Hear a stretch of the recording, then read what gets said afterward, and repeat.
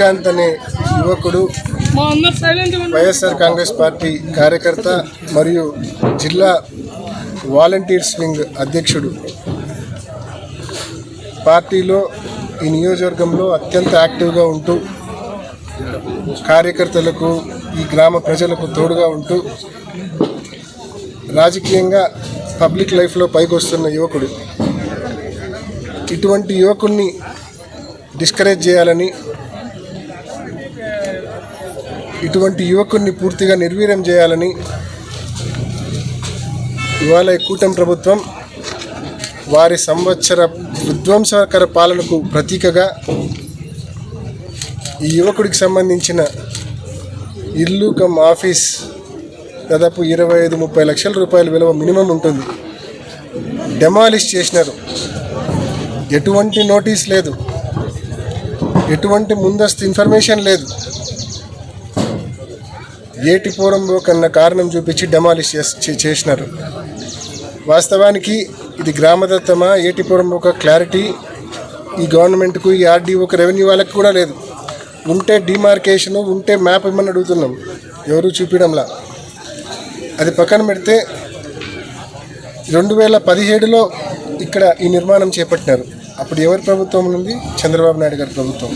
2017లో నిర్మాణం చేపడితే అప్పుడే కరెంటు బిల్లు కానీ, అప్పుడే హౌస్ ట్యాక్స్ కానీ ప్రభుత్వ నిధులతో, అప్పుడున్న టీడీపీ ప్రభుత్వ నిధులతో పక్కన సీసీ రోడ్డు కూడా వేయడం జరిగింది. మరి అప్పుడు ఏటిపురంలో కానీ ఎవరికి గుర్తురాల. కేవలం శ్రీకాంత్ అనే యువకుడు ఇక్కడి నుంచి, ఈ ఇంటి నుంచి, ఈ ఆఫీస్ నుంచి మంచి పనులు చేస్తూ ఉన్నాడు. పెళ్ళిళ్ళంటే తాలిబొట్లు ఇస్తూ ఉన్నాడు. ఎవరైనా చదువులకు అందు సాయం చేస్తూ ఉన్నాడు. ఎవరైనా విద్య కోసం వచ్చిన ఆరోగ్యం కోసం వచ్చిన సాయం చేస్తూ ఉన్నాడు. మంచి పనులు అందుబాటులో ఉన్నాడు, మంచి పనులు చేస్తూ ఉన్నాడన్న ఒకే ఒక్క కారణంతో ఆ పిల్లోడిని కూటమి ప్రభుత్వం టార్గెట్ చేసి ఈ మాదిరి ఆ బిల్డింగ్నే నేలమట్టం చేయడం అనేది నిజంగా ఒక్క వైఎస్ఆర్ కాంగ్రెస్ పార్టీ కార్యకర్తలు, నాయకులే కాదు, ఈ గ్రామ ప్రజలు, ఈ రూరల్ మండల ప్రజలంతా కూడా దీన్ని తీవ్రంగా ఖండిస్తూ ఉన్నారు.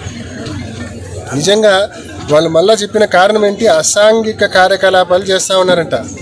అంటే పెళ్ళిళ్ళప్పుడు ఎవరైనా తాలిబుట్లు సాయం చేయడము అసాంఘిక కార్యకలాపాల, పిల్లోళ్ళ చదువుకి ఎంతో కొంత సాయం చేయడము అసాంఘిక కార్యకలాపాల, హాస్పిటల్లో బాగాలేక ఎవరైనా అడ్మిట్ అయ్యి ఉంటే ఎంతో కొంత సాయం చేయము అసాంఘిక కార్యకలాపాల. నిజంగా అసాంఘిక కార్యకలాపాలు అంటే ఏందో తెలుసా? సరిగ్గా ఈ నేలమట్టం చేసిన బిల్డింగ్కు 50 మీటర్ల దూరంలో స్కూల్ ఉంది. ఆ స్కూల్కి ఎదురుగా మందు షాప్ ఉంది, లిక్కర్ షాప్. స్కూల్ అనేక సార్లు తల్లులు ఆ బడికి పిల్లలను, ఎవరైతే అక్కడ పిల్లలు చదువుతున్నారో ఆ పిల్లల తల్లిదండ్రులు అనేక సార్లు కంప్లైంట్ ఇచ్చినారు.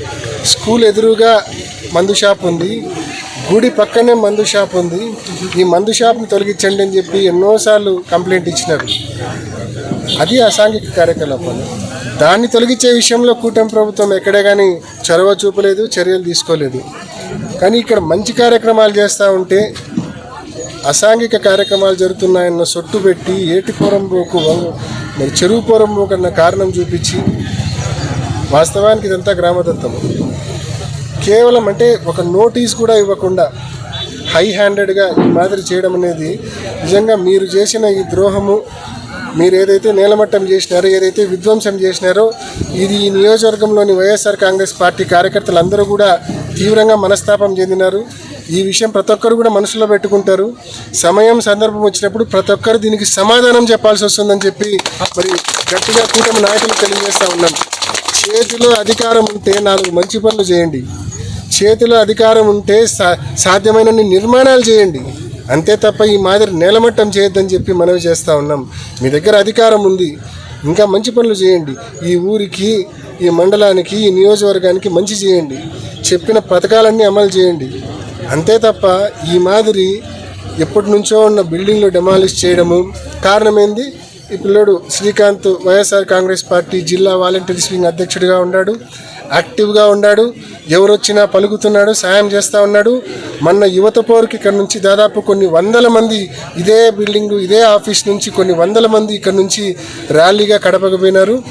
సో ఈ బిల్డింగ్ నేలమట్టం చేస్తే ఈ పిల్లోడికి చోటు లేకుండా పోతుంది కదా అని చెప్పి వాళ్ళ లెక్క, కూటమి ప్రభుత్వం లెక్క వాళ్ళది.